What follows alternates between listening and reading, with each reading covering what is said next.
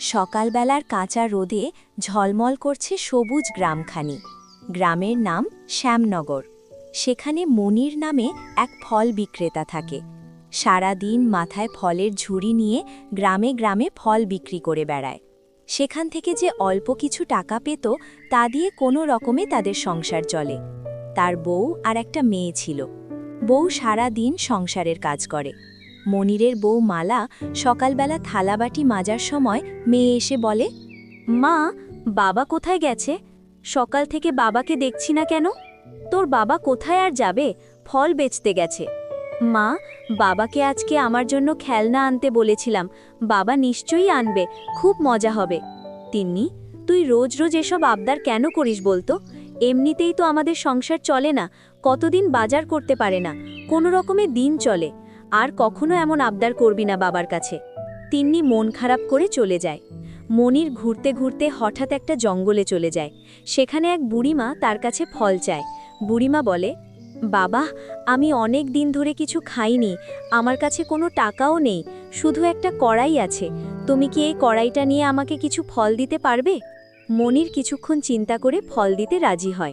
সে বুড়িমার থেকে কড়াইটা নেয় আর বিনিময়ে তাকে কিছু ফল দেয়।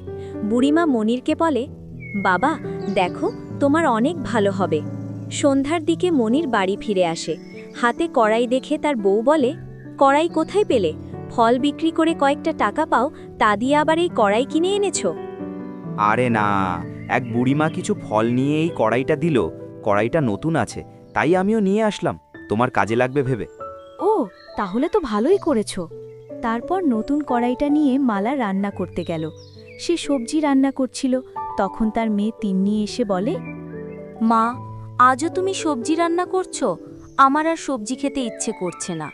তো কি খাবি তুই? সংসার চলে কোনো মতে, আর তোর এত বায়না, ভালো লাগে না আর। আমার মুরগির মাংস খেতে ইচ্ছে করছে। নাইমাদের বাড়িতে আজ মুরগির মাংস রান্না করছিল। তিন্নি কথা শেষ করতেই কড়াইয়ের ভিতর সবজির পরিবর্তে মুরগির মাংস চলে আসে। মালা, তিন্নি দুইজনেই অবাক হয়ে যায়। তিন্নি মহা আনন্দে লাফাতে থাকে।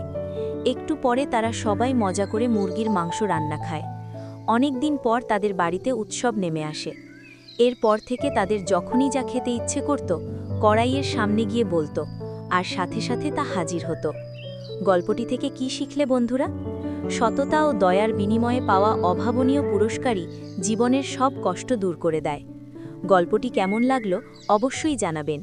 ভালো লাগলে নিয়মিত এমন সুন্দর গল্প পেতে সাবস্ক্রাইব করে আমাদের চ্যানেলের সাথেই থাকুন।